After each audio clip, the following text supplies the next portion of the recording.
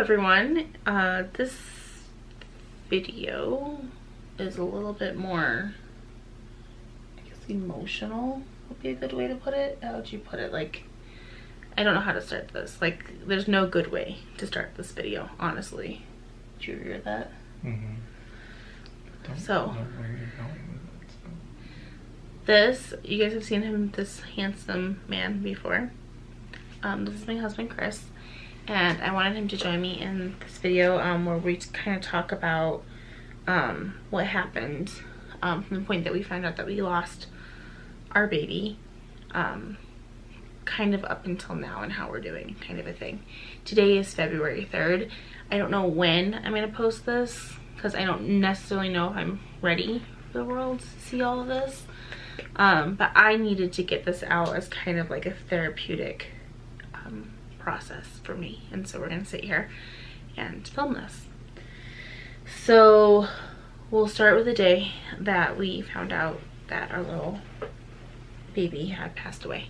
That was on January 16th, right? Oh no, it was a Wednesday. It was January, I have my calendar up. It was January 16th. I went to my 17-week OB appointment, and I was actually really lucky. Chris came with me. He wasn't supposed to come with me. He wasn't going to. But it happened to be snowing that morning. It was snowing that day. And it wasn't snowing a lot when I went, but in the morning it was snowing kind of heavy. And I get really bad anxiety driving. We'd gotten about 3 inches of snow that morning, and it was still kind of snowing lightly throughout the morning. Yeah, and just snow on the roads and slushiness and stuff like that. Ice, it really freaks me out driving in it. Not because I don't trust my own driving capabilities, but honestly I don't trust everyone else's driving capabilities. I trust his for the most part, but it's still, being even in the car just gives me anxiety in the snow. And so I asked him, I didn't really ask him. I said you needed to take the time off and that you can make it up throughout the week. But I needed him to take me to my doctor's appointment. Because of that, we also brought our 4-year-old to our doctor's appointment because he was at school. And usually Chris is home. When he would get home, we have somebody who takes our kids to and from school, because I was student teaching and now I'm a substitute teacher, so I'm not home to bring them to school, and I'm not off in time to bring them home from school. So we do pay somebody to take our kids to and from school. And so Chris wasn't going to be home when our son had to come home. So we went and we picked him up from preschool to bring him with us, and he was excited to get a piece of candy. That was pretty much all he was excited about, was to get the candy. A little dum-dum sucker. So talking about the candy, not him. The dum-dum sucker? Yeah. Yeah. He was excited to get the dum-dum sucker. Never mind. I was making a joke. She didn't get it. Sorry. You said the little dum-dum sucker. Oh. Okay, whatever. So we went to the doctor's appointment, and I also get really bad. I really do have a lot of anxiety with a lot of things in life. Making my eyes go crazy. Sorry. I have a lot of anxiety with a lot of things in life, and doctor's offices also give me some anxiety. And so I always have high blood pressure, like, at my doctor's appointments, because I don't like doctor's offices.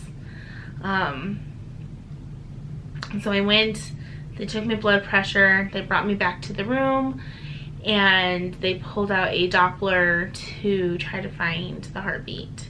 And they weren't able to find it. At one point she said that she heard it faintly, but I didn't hear anything. But it wasn't strong enough or anything that she was able to count it, and so they needed to bring in an ultrasound machine. Now, just letting you guys know, this wasn't unusual for me. I had an anterior placenta. This has happened at like all my doctor's appointments, where they could not find the heartbeat with a Doppler, or wasn't strong enough or anything like that. So that was no cause for alarm for me. It wasn't like causing me to panic or anything like that. I did have panic throughout the entire thing, or anxiety for this entire thing, just because we did lose a baby in September and then found out we were pregnant in October. And so there was a little piece of me that was always worried that we were going to lose the baby. I was trying to push it aside, but it was still there. And that was just because we dealt with a loss so close to this baby. But I had an anterior placenta, which means the placenta was in the front of my stomach. And so it's really hard to get a heartbeat with the Doppler. And so they brought in the ultrasound machine, and the doctor came in and he's looking at the baby, and he showed us, you know, the head and the body, but he wasn't turning on the heartbeat. Did you notice that? How he, usually they turn it on pretty fast so you can like hear it. Yeah, I didn't realize that until now. Yeah. So he was kind of talking us through like the baby, and then he goes, how far along are you? And I'm like, I said it sarcastically. I said, I'm supposed to be 17 weeks. And the reason why I said it sarcastically is because I believed that I should have been like closer to 19 weeks at the time, because they messed up on my due date and stuff, and I wasn't letting go of it. But then he took a really big sigh, and he folded his arms and he stepped back. And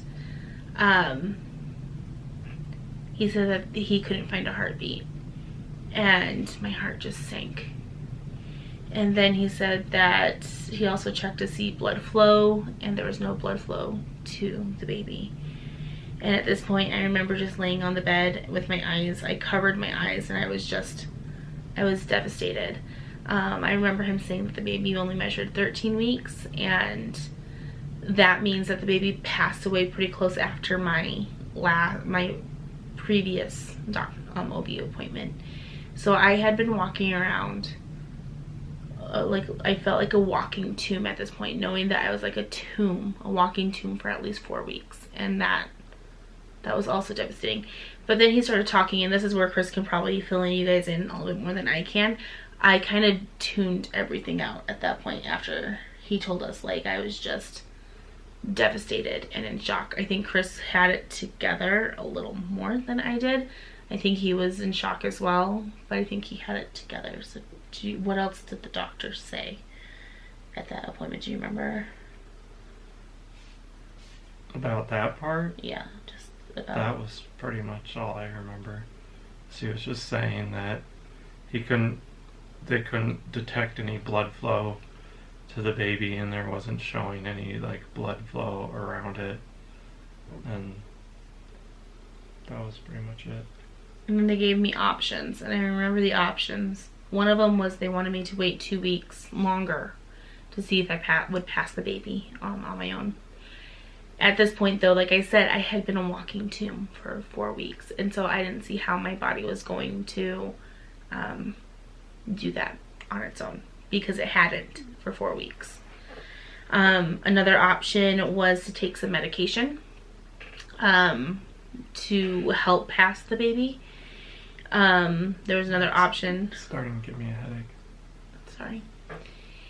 There was another option for a D&C, which after they explained to me that the D&C process would literally tear the baby apart to get it out of me, that was not an option for me.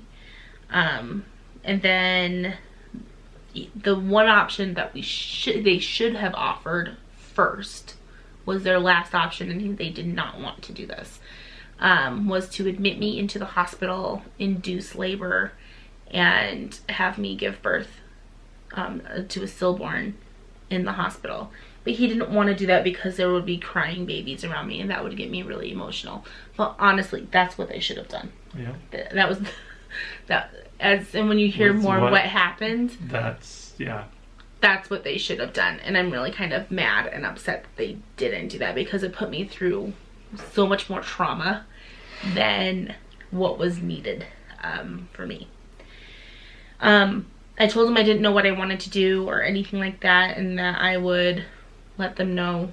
I was too emotional to really say anything to the doctor. I was upset for multiple reasons. One reason why I was upset is I had a threatened miscarriage on Halloween night.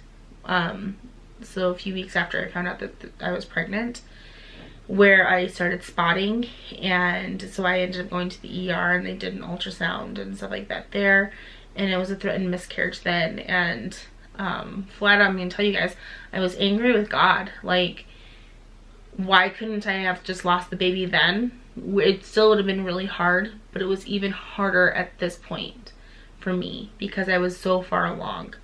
I was supposed to be 17 weeks. In my mind, I was 17 weeks. In my mind, it was actually like 19 weeks. Like, I was way further than when that threatened miscarriage was. And so I was angry.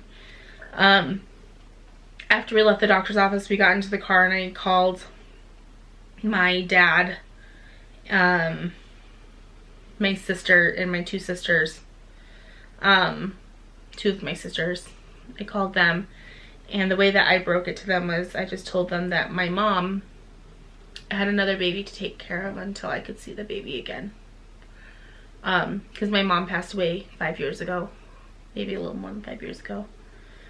But, and she's stillborn isn't something new to our family. I have a sister who went through this. And so that's, in order for us to cope with it, and what we truly do believe is that our mother is taking care of our children until we can be there and take care of them.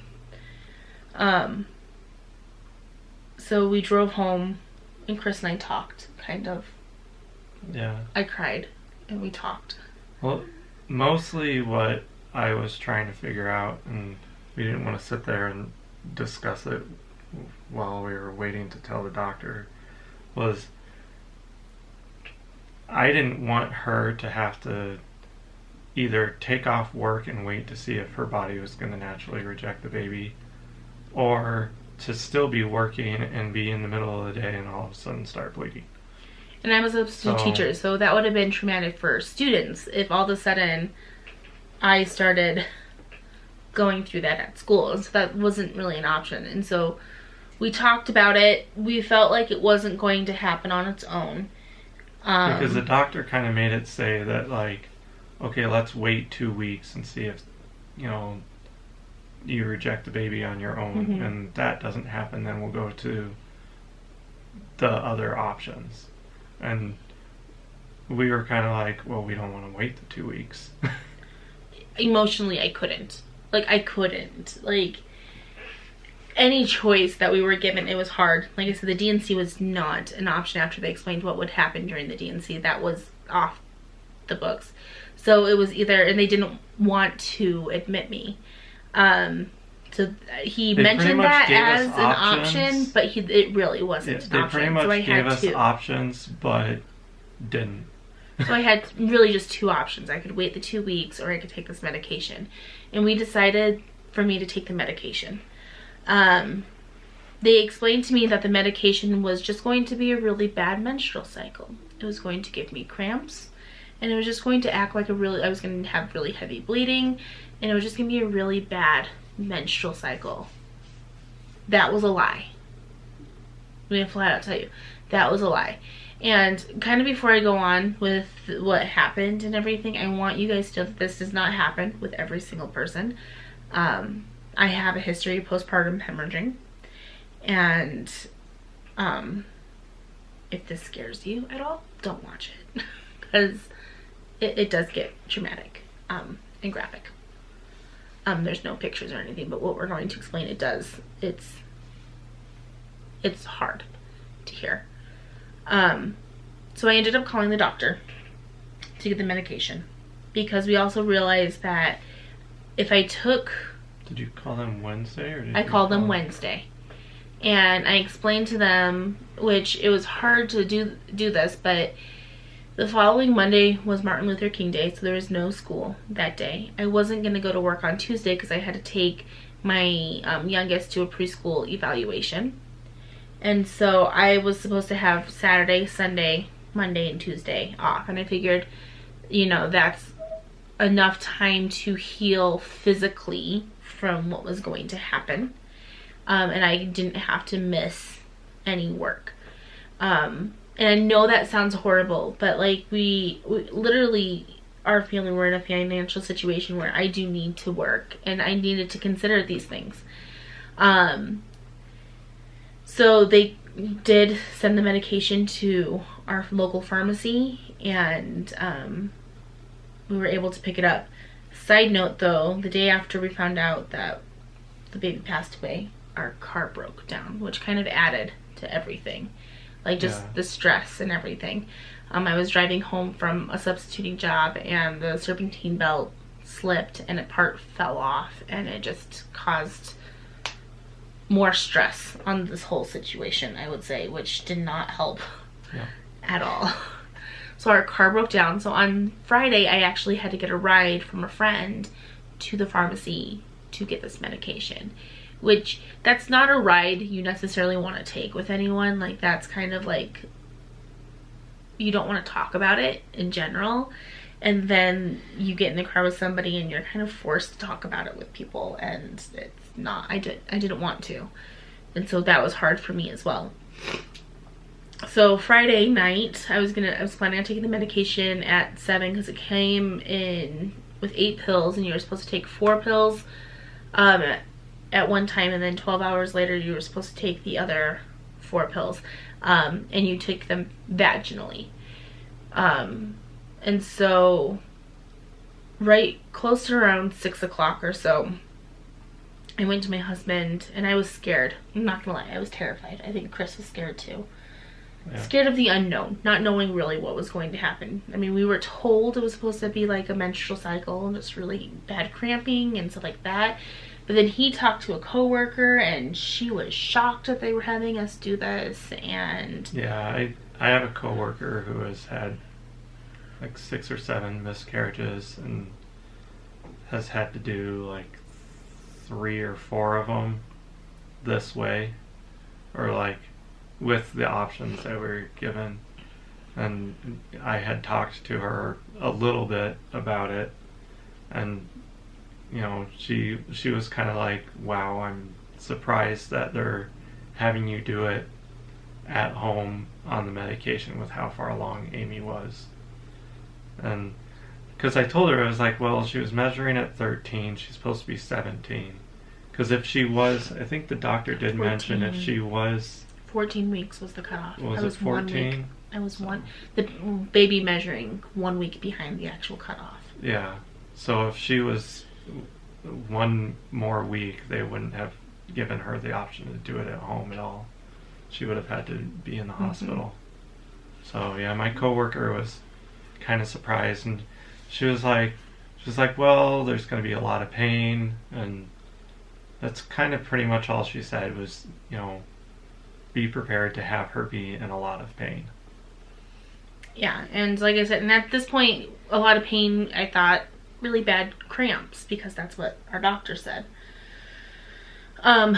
But it got to the point I was getting really scared, and so I had my husband call our bishop. In our church, we, members of the priesthood, worthy men, are able to give blessings to people, blessings of healing, and I wanted a blessing, to help me get me through the next 24 hours pretty much, because like I said, I was scared. I have an anxiety problem, and this was the unknown. This was a big unknown, and so I was terrified.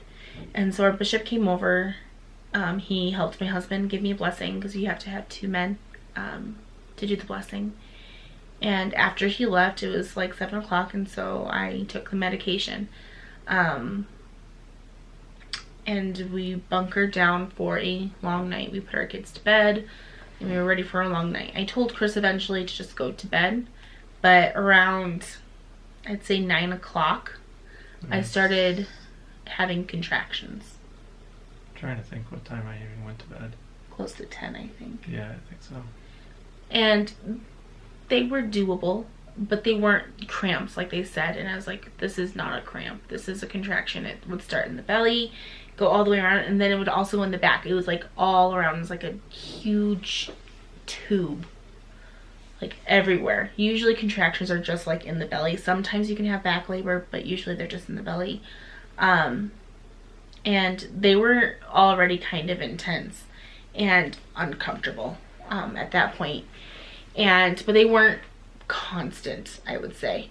And so I told Chris, I'm like, you know, I think it's gonna be a while. Why don't we go to bed? And so Chris fell asleep. And I'm not mad at him this time for falling asleep. But I didn't get any sleep. 11:30, I think. Yeah, 11. I didn't get any sleep. I took several baths, which did help with the pain, but not a lot. And I would say around 12:30 or so, maybe 1, I woke Chris up and I told him, like, we need to go to the hospital. I can't do this anymore. The pain was so bad. The contractions, because they were contractions, they were not cramps. And so if you ever do, I wish, hope, and pray none of you ever have to go through this. But if you do, they are not not cramps, they are contractions. And they were one right on top of the other. I'm having a hard time breathing through them. At this point, looking back, if you know anything about labor and delivery, I was going through transition. I was losing control. And so we were calling friends, trying to see if anyone would watch the kids and give us a ride to the hospital. Because like I said, we didn't have a car, which added, again, to the stress of everything. And I was constantly going to the bathroom to sit on the toilet, trying to relieve pressure and finally we weren't able to get a hold of anyone. And so I knew that the option of going to the hospital for any kind of pain medication was out of the question. And around 1:30 in the morning, after I got up from the toilet, I was walking back to my bed. It was 2. Was it 2:30? It was 2. It was 2 o'clock? Okay. Like I said, everything kind of blurred together. It was like 1:30 around the time she was thinking maybe we needed to go to the hospital. Okay, so around 2 o'clock, I'm like walking back to the bed. I'm having a contraction, so I'm holding onto my bed, kind of swaying my hips, and all of a sudden there was this drop. My water broke and the baby passed. And so Chris helped me to the bathroom, and I sat down, and I remember Chris saying that there was a baby. I told him that we needed to get the baby out of my underwear. And I remember him saying that he didn't want to do it. And I felt so bad for him at that moment, because he did not want to do it. I know he didn't want to do it, but I couldn't. So he got a plastic bag from our kitchen, and he came back and he got the baby out, and I was able to take a look, and it was a baby boy. And I just remember holding this bag with my baby in it and rocking back and forth and just crying. At that point, I was starting to go into shock that all just happened.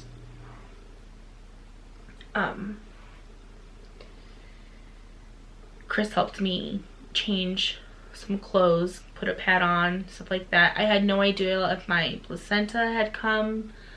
I know that there was bleeding going on, but no idea if the placenta had passed or anything. But I got up and I went to go lay back down in my bed, and I just wanted to sleep. I wanted an escape. Also at this point, my 4-year-old was sleeping in our room on my side of the bed. When the baby passed and I was saying, oh my God, oh my God, oh my God, that woke him up. I went back to lay down. I lay down for maybe just a couple minutes. No, I don't think it was very long. Not very long. And I told Chris, I'm like, I need to go to the bathroom again. And so he came to help me stand up, and there was just this gush. I slowly made my way to the bathroom, and I sat down, and it sounded honestly like I was peeing, but I wasn't. It was just blood. A lot of blood. And at that point, I was already going into shock. And now I'm losing a lot of blood. It's normal to lose blood in a delivery. Like, that's normal. The amount I was losing was not. Especially for the size of the baby, I would say. That it just wasn't normal.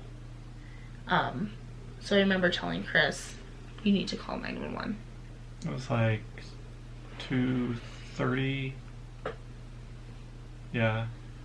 It was about 2:30 at this time.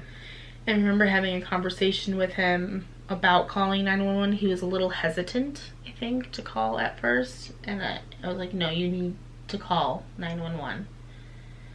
Because he was more worried he couldn't go with me.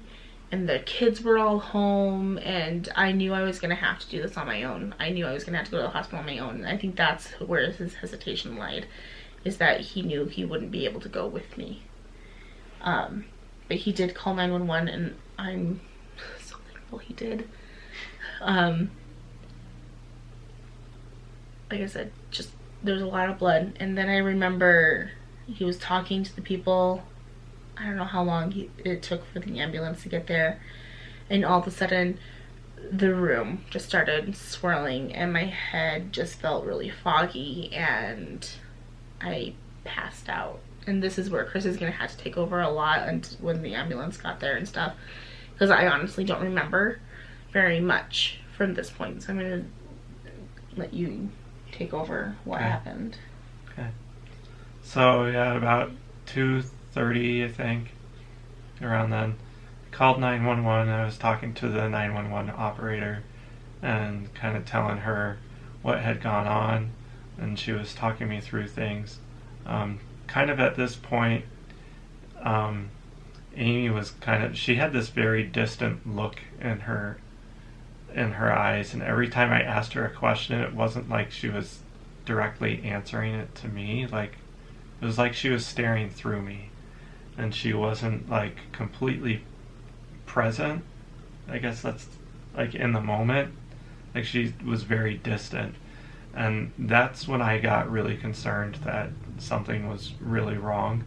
And she was really pale, so I kind of knew that she was kind of on the verge of passing out.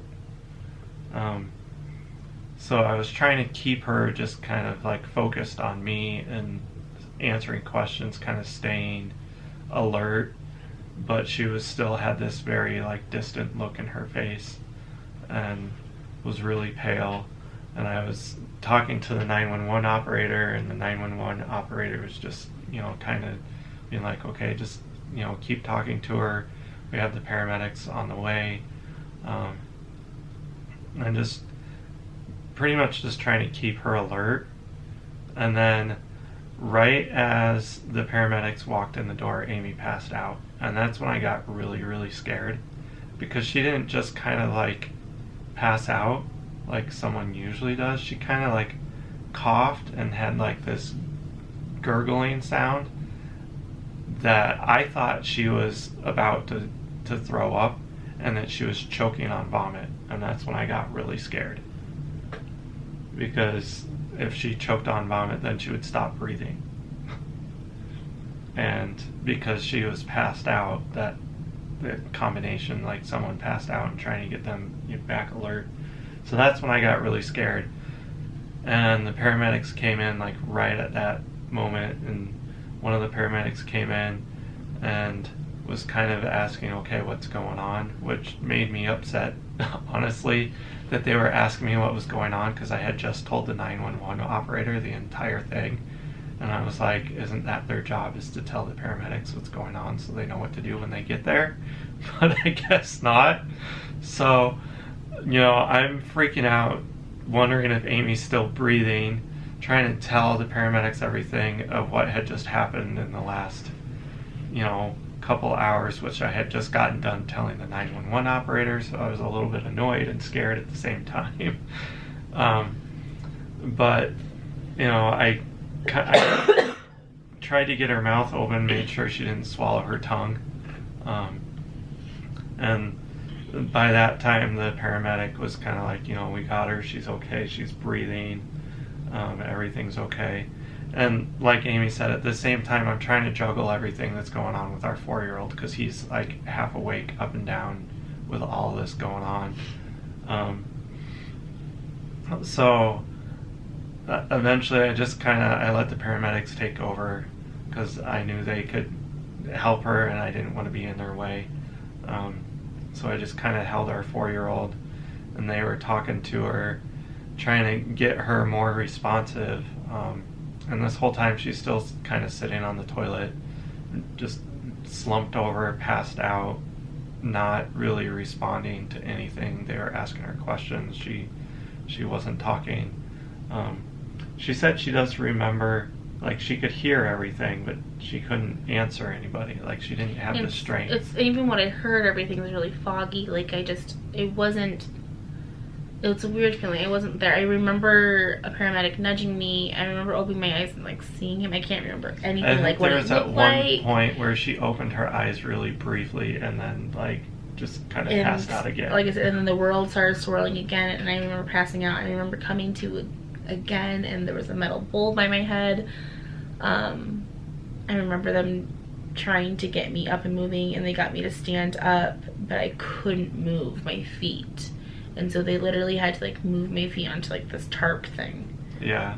So they were trying to basically just get her out of our little bathroom so they could, you know, work on her and hook her up to a heart monitor and make sure that her vitals were all okay. So they were trying to get her up. They asked me if I had a blanket, so I was trying to scramble looking for a blanket. They finally came in, had like a tarp with handles on it. So they laid her down on the tarp and picked her up and moved her into the front room, and you know, they hooked her up to the machine to make sure that her heart rate was okay and that she was breathing, and then our battery's gonna die. So, and they told me, you know, at this point it was like almost 3 o'clock, and they told me, they're like, her blood pressure is really well, she's breathing fine. So I was not as scared then, because I knew, okay, she's still alive. like that's kind of where I was at. It was like, you know, is she gonna die on me? So they were about to start an IV on her, and I told the paramedics, I was like, she's a really hard stick. Good luck trying to find a vein. At that point, I sort of talked to the police officer, because there was a police officer that had come, and he was just kind of jotting everything down as I was telling it to one of the other paramedics, and he was writing everything down. You know, and then by that point, they had taken her into the ambulance, because I think after I told them that she was a hard stick, I guess they decided that, you know, they were going to put her in the ambulance and try and do it in there instead, because the ambulance probably didn't leave for another 20 to 30 minutes after they had put her in there, because I kept looking out the window and I was like, okay, are they leaving? What's going on? So I just kind of sat and wondered after they all left what was going on. And then once the ambulance had left, I was like, okay, you know, it's out of my hands. She's where she needs to be taken care of. So I kind of, you know, I didn't want to put it in the back of my mind, but like I said, I had a 4-year-old still awake. I had to get him back to sleep. So I just kind of put him in our bed, you know, and he was really scared too, because he had seen the entire process of when the paramedics got there to when they had taken her out. And I told him, it was like, you know, mommy's going to be okay. She's going to the hospital. The doctors are going to take care of her. So I got him back to sleep, which, you know, probably maybe took, I don't know, another 20, 30 minutes. And then, you know, I decided to clean up the bathroom, because I didn't want that sitting there for me to take care of in the morning. I was like, you know, I just need to take care of this. And it wasn't too bad. There was some blood, like on the front of the toilet and on the seat, but I got it all cleaned up probably in like maybe 5 minutes. It wasn't too bad. And then, you know, by that time it was maybe 3:45, and I wasn't tired. I, you know, was running on adrenaline, and I didn't want to go back to sleep. So I just sat in the front room and watched TV for a little bit and waited for the ER to call me. And I think I waited about an hour after the ambulance had left to call the ER, because I hadn't heard anything, and I asked him, I was like, okay, what's going on? Let me interrupt to kind of fill in what happened during the hour, because like I said, I was in and out. I remember brief things, and we are probably going to have to stop this and finish recording in a couple, like an hour or so.